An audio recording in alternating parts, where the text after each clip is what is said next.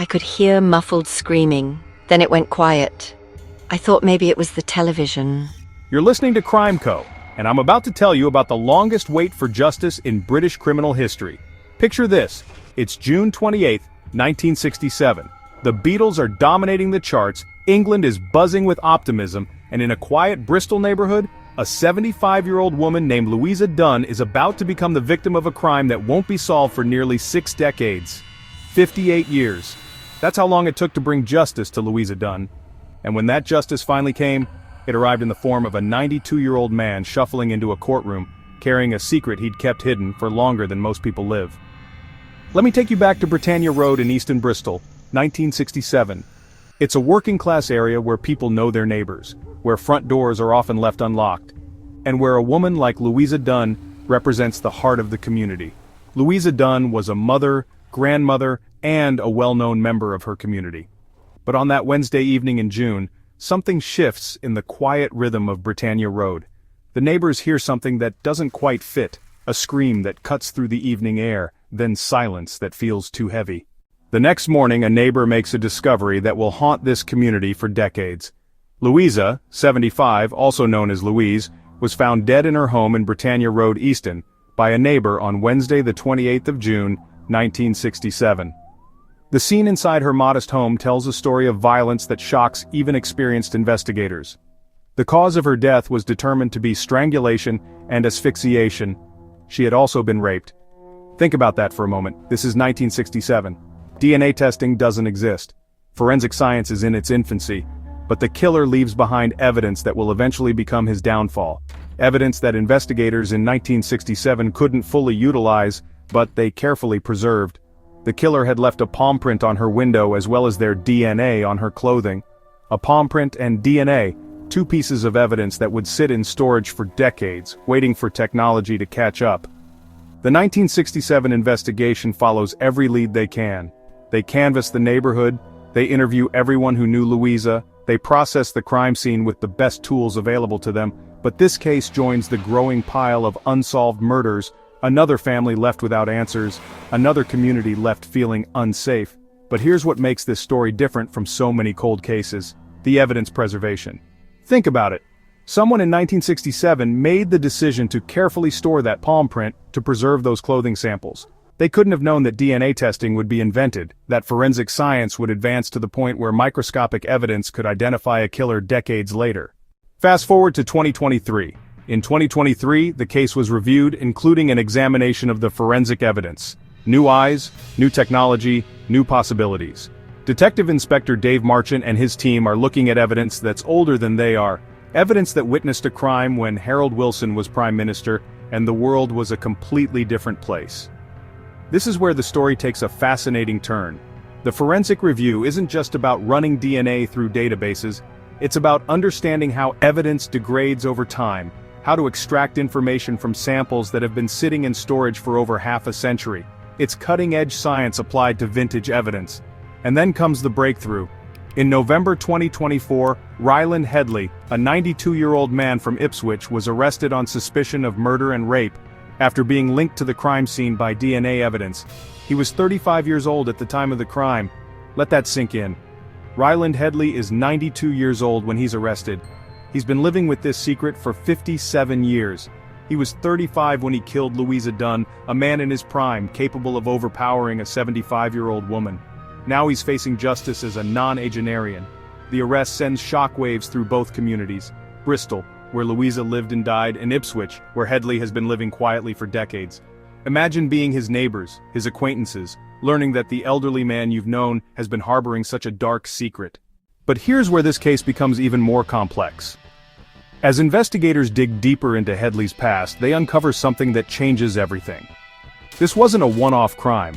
Testimonies of the two women were read during Headley's 2025 trial.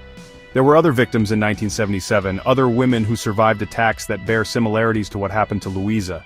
Hearing the voices of the victims of his 1977 offenses is just incredibly powerful and harrowing. I think it gives us an insight into probably... The pattern emerges. This wasn't random violence, this was a man who posed a continued threat to women for years after he killed Louisa. The trial itself becomes a fascinating intersection of past and present.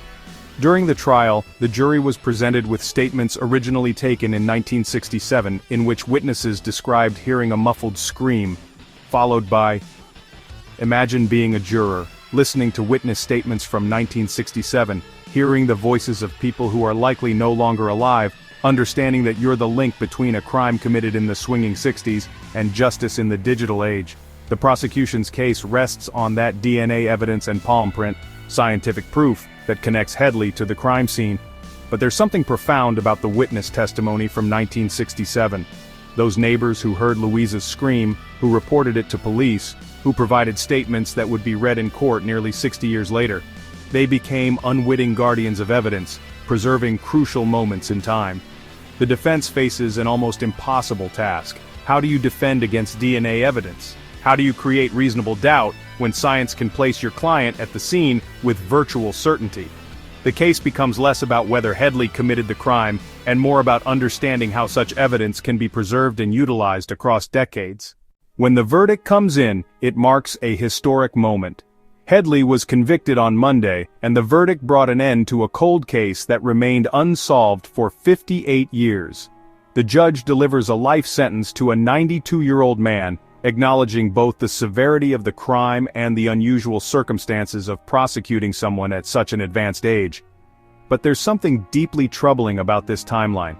Headley lived 57 years of freedom after killing Louisa Dunn. He had careers, relationships, probably family gatherings where he acted like any other grandfather. Meanwhile, Louisa's family endured nearly 6 decades of unanswered questions, of wondering if her killer was still out there, still potentially dangerous.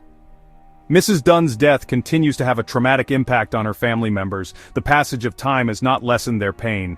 For 58 years, this appalling crime went unsolved, and Ryland Headley, the man we now know is responsible, avoided justice. The impact on the community is equally profound. Louisa was attacked in her own home, where she should have been safe. It left a community in shock, and there are people living in Bristol who spent their entire lives wondering about this unsolved murder in their neighborhood. This case raises uncomfortable questions about justice and time. Is justice truly served when it arrives at the end of a perpetrator's life?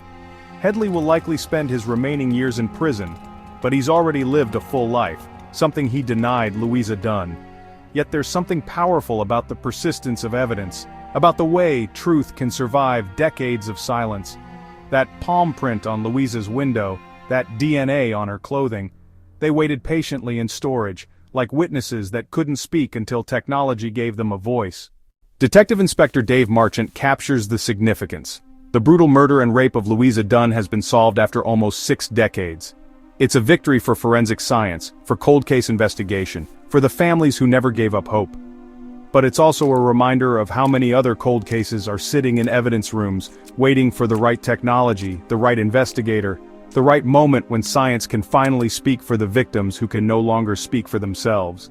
A 92-year-old man has been arrested in connection with one of Britain's longest-running unsolved murders, following a major breakthrough in a 57-year-old cold case. This isn't just about one case, it's about the evolution of justice itself. The Louisa Dunn case represents something unprecedented in British criminal history, solving one of the U.K.'s longest-running cold cases. It's a testament to the dedication of investigators who refuse to let cases die, who understand that families deserve answers regardless of how much time has passed. As Ryland Headley serves his life sentence, as Louisa's family finally has closure, as the Bristol community can finally close this chapter of their history, we're left with profound questions about time, justice, and the persistence of truth. Here's what I want you to think about. How many other cases are sitting in evidence rooms right now, waiting for technology to catch up? How many families are still waiting for answers that might come decades from now? And what does it mean for justice when it arrives at the end of a perpetrator's life rather than in their prime? The Louisa Dunn case isn't just about one crime solved after 58 years. It's about the evolution of forensic science, the persistence of evidence, and the way truth can survive even when everyone who witnessed it has passed away.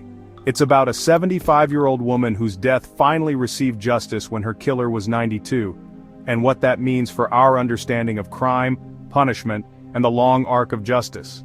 What do you think? Is justice delayed still justice? And how many other Louisa Dunns are waiting in cold case files for their moment of truth?